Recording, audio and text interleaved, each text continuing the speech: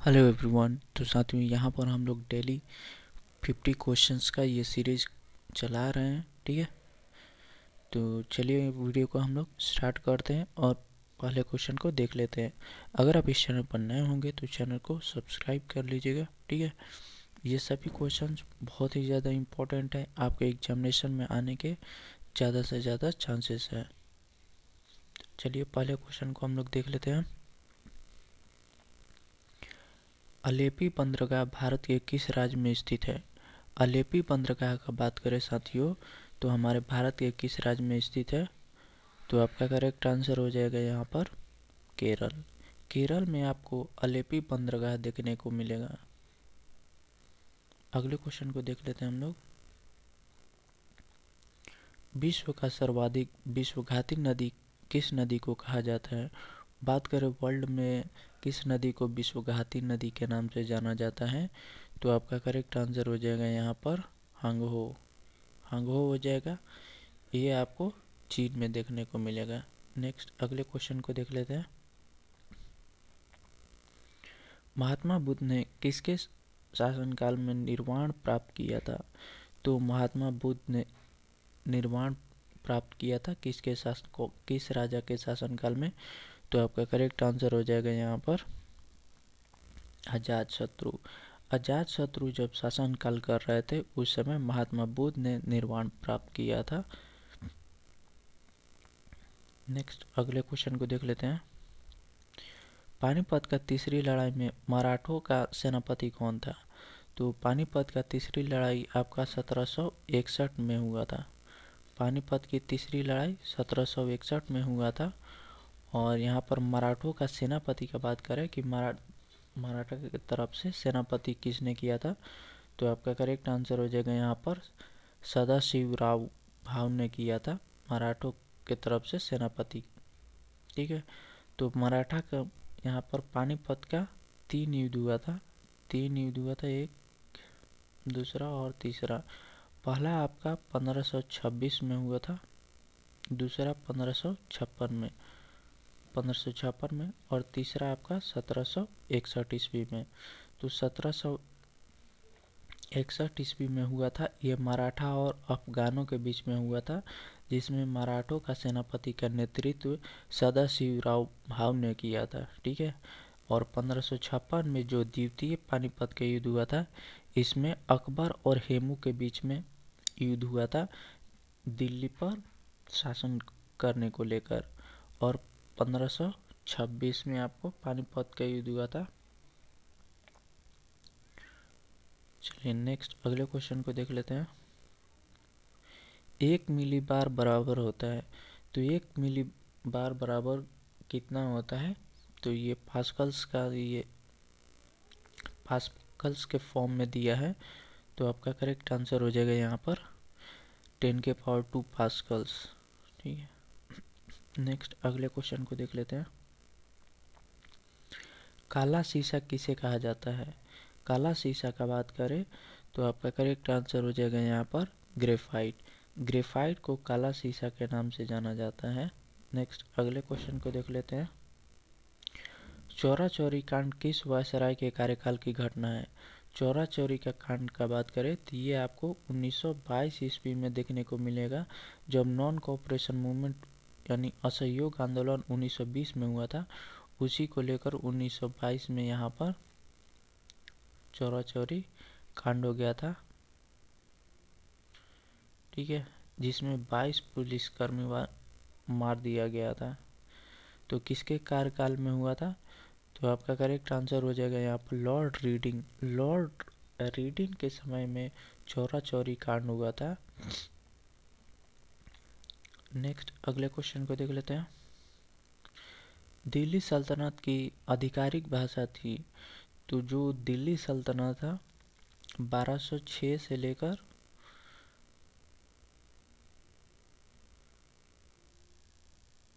1526 तक।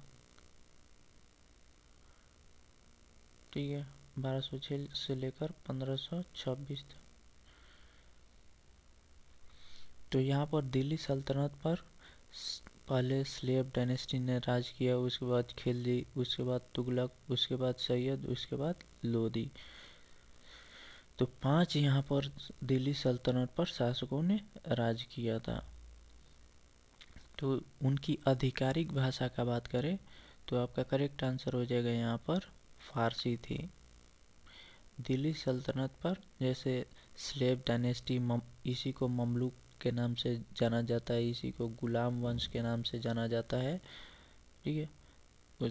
इसके बाद आया था खिलजी डायनेस्टी, उसके बाद तुगलक, उसके बाद सैयद, उसके बाद लोदी आया था। तो सबसे बाद में लोदी आया था और सबसे पहले ममलूक वंश, गुलाम वंश आया था।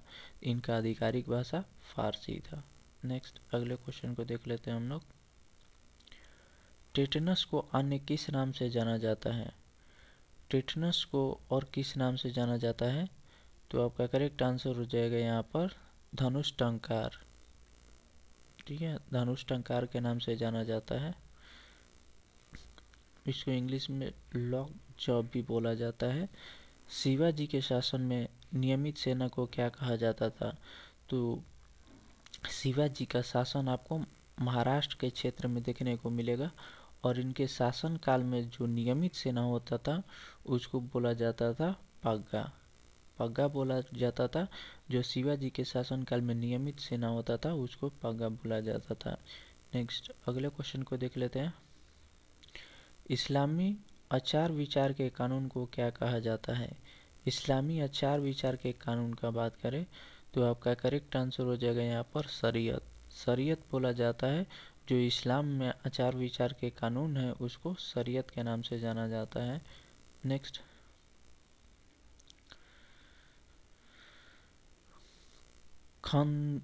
खंगचेनजोंग राष्ट्रीय उद्यान किस राज्य में स्थित है? तो आपका करेक्ट आंसर हो जाएगा यहाँ पर सिक्किम में है। नेक्स्ट अगले क्वेश्चन को देख लेते हैं हम लोग। श्रवण बेलगोला में गोमतेश्वर की ऊंची विशाल प्रतिमा का निर्माण किसने करवाया था? तो श्रवण बेलगोला में आपको गोमतेश्वर की मंदिर देखने को मिलेगी जो कि ऊंची एक विशाल प्रतिमा है। इसका निर्माण का बात करें किसने कराया था? तो आपका करेक्ट आंसर हो जाएगा यहाँ पर चामुंड राय ने। चामुंड राय ने श्रवण बेलगोला में आपको गोमतेश्वर की मूर्ति का निर्माण कराया था। ये आपको कर्नाटक में देखने को मिलेगा। नेक्स्ट अगले क्वेश्चन को देख लेते हैं हम लोग।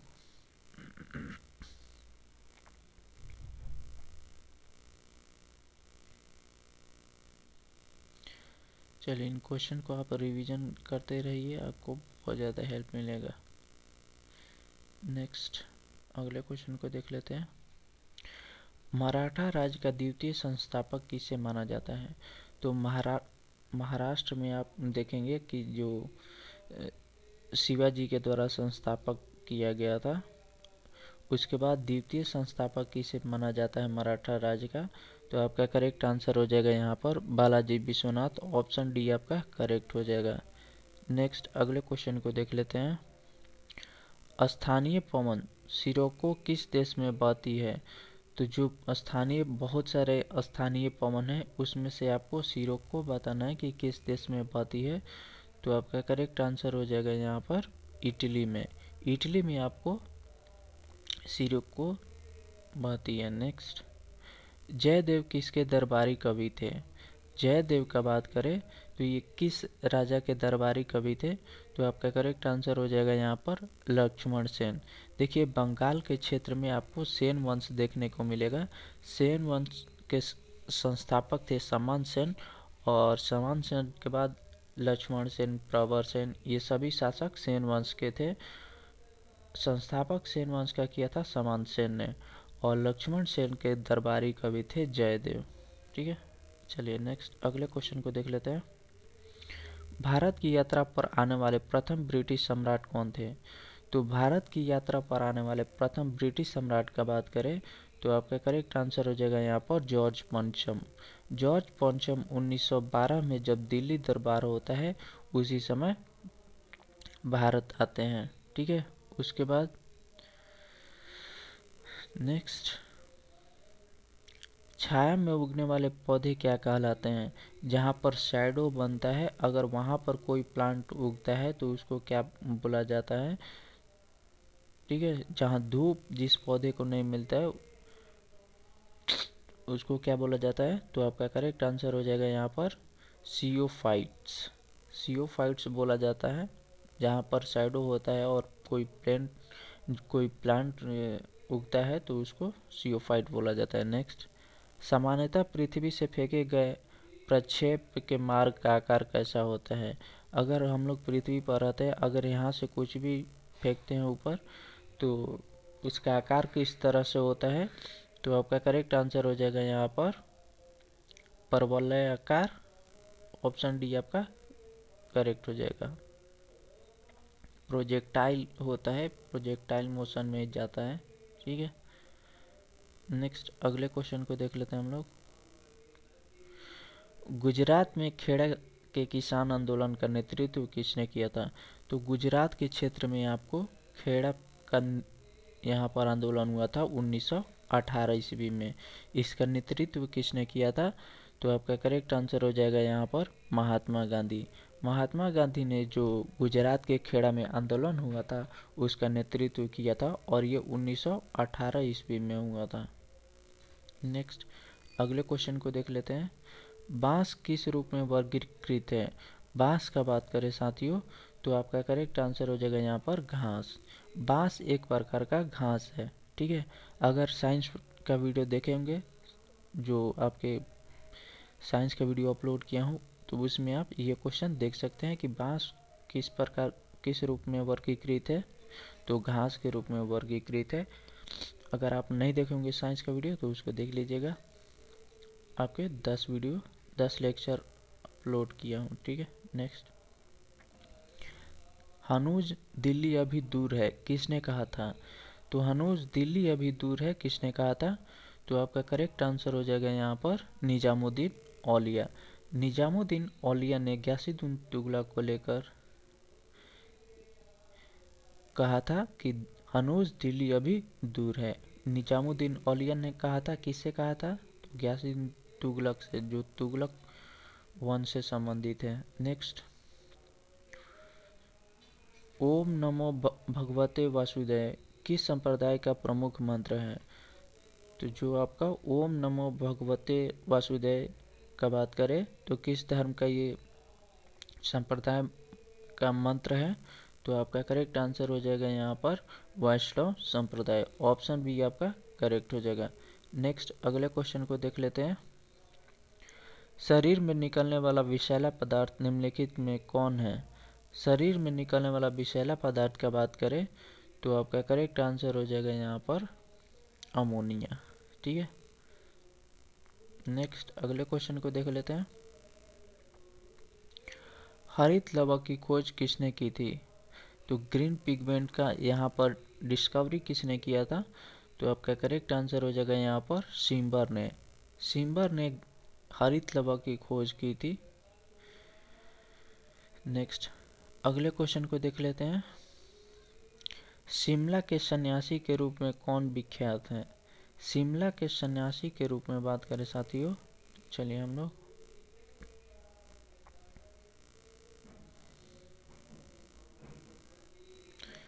शिमला के सन्यासी के रूप में कौन विख्यात है इसको देख लेते हैं हम लोग।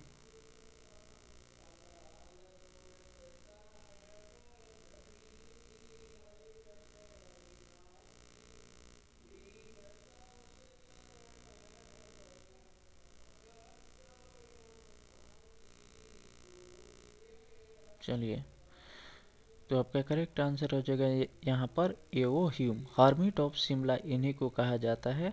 ठीक है, जिसको हिंदी में आपका शिमला का सन्यासी बोला जाता है। नेक्स्ट अगले क्वेश्चन को देख लेते हैं। नौजवान भारत सभा के प्रथम सचिव कौन थे? नौजवान भारत सभा के प्रथम सचिव का बात करें तो आपका करेक्ट आंसर हो जाएगा यहाँ पर भगत सिंह। ऑप्शन सी आपका करेक्ट हो जाएगा। नेक्स्ट अगले क्वेश्चन को देख लेते हैं। जीव जंतुओं एवं वनस्पतियों के अवशेष को क्या कहा जाता है? जीव जंतु और वनस्पतियों के अवशेष को क्या कहा जाता है? तो आपका करेक्ट आंसर हो जाएगा यहाँ पर फॉसिल फ्यूल।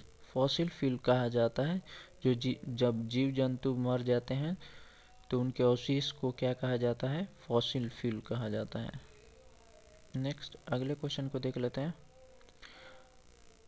पख्तूनिशान क्षेत्र किस क्षेत्र में स्थित है? पख्तूनिशान क्षेत्र का बात करें तो आपका करेक्ट आंसर हो जाएगा यहाँ पर अफगानिस्तान। नेक्स्ट अगले क्वेश्चन को देख लेते हैं। नैन्सी किस देश का प्रमुख औद्योगिक नगर है?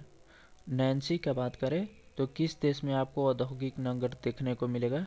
तो आपका करेक्ट आंसर हो जाएगा यहाँ पर फ्रांस। फ्रांस में आपको नैन्सी एक औद्योगिक नगर देखने को मिलेगा। नेक्स्ट अगले क्वेश्चन को देख लेते हैं। जहांगीर के मृत्यु के पश्चात नूरजहां ने किसे मुगल सम्राट घोषित किया था? तो जब जहांगीर की मृत्यु हो गई थी उसके बाद नूरजहां ने किसे मुगल सम्राट घोषित किया था? तो आपका करेक्ट आंसर हो जाएगा यहाँ पर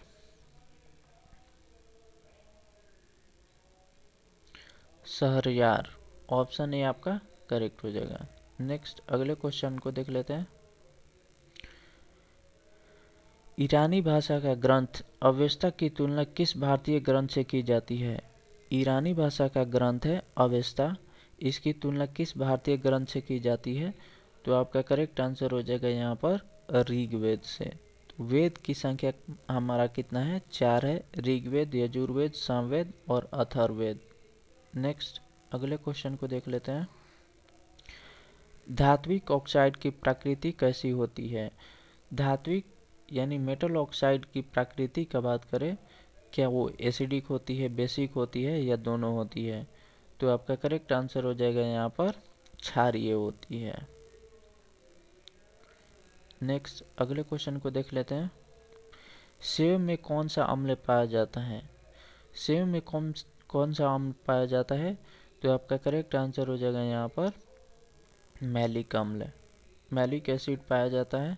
नेक्स्ट अगले क्वेश्चन को देख लेते हैं। सर्वप्रथम वायुमंडलीय दाब की गणना किसके द्वारा की गई थी? तो सबसे पहले एटमॉस्फेरिक प्रेशर की गणना किसके द्वारा किया गया था? तो आपका करेक्ट आंसर हो जाएगा यहाँ पर वान ग्यूरिक। ऑप्शन डी आपका करेक्ट हो जाएगा। नेक्स्ट अगले क्वेश्चन को देख लेते हैं। बर्फ पर पाए जाने वाले शैवाल क्या कहलाते हैं? ठीक है, तो जो बर्फ पर पाए जाने वाले एल्गी होते हैं उनको क्या कहा जाता है? तो आपका करेक्ट आंसर हो जाएगा यहाँ पर क्रिस्टोफाइट। ऑप्शन बी आपका करेक्ट हो जाएगा। जो बर्फ पर आपको एल्गी देखने को मिलते हैं, शैवाल देखने को मिलते हैं, उनको क्रिस्टोफाइट कहा जाता है। नेक्स्ट कांग्रेस अधिवेशन की अध्यक्षता करने वाला प्रथम अंग्रेज व्यक्ति कौन था? तो भारतीय राष्ट्रीय कांग्रेस की स्थापना 1885 में हुआ था एओ ह्यूम के द्वारा, और इसमें भारतीय राष्ट्रीय कांग्रेस के अधिवेशन का बात करें तो 50 से 55 के बीच इनकी अधिवेशन हुआ था।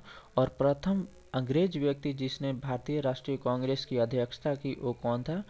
तो आपका करेक्ट आंसर हो जाएगा यहाँ पर जॉर्ज यूल था। जॉर्ज यूल था, ये मेल में था। और फीमेल में बात करें तो नलिनी सेन गुप्ता थी। ठीक है, नेक्स्ट अगले क्वेश्चन को देख लेते हैं। असहयोग आंदोलन के कार्यक्रम का अनुमोदन कांग्रेस के किस अधिवेशन में किया गया था? तो असहयोग आंदोलन के जो प्रस्ताव थे वो भारतीय राष्ट्रीय कांग्रेस के किस अधिवेशन में पारित किया गया था?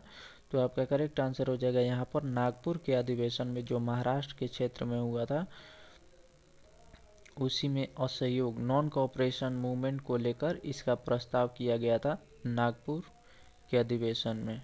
नेक्स्ट अगले क्वेश्चन को देख लेते हैं।